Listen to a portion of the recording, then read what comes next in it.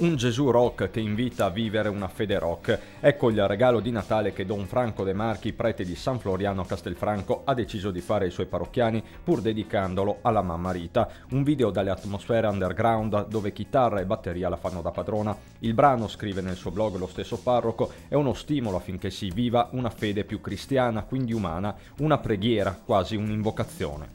Vieni Signore Gesù, fin dal mattino ti cerco, voglio restare insieme a te, vieni e non tardare, Maranatha. Rendere la vita un capolavoro, questo l'augurio per Natale del prete rock di Castelfranco, nato a Salvarosa nel 1951 e ritornato da poco nella Castellana dopo aver guidato diverse comunità in giro per l'Italia, da Genova a Bologna. Una fede che da rock diventa anche rap, lontana anni luce dai placidi canti di Natale, ma il messaggio è comunque di speranza. Quando il cielo guardo, incrociami lo sguardo e non c'è ora scura, oggi non ho più paura.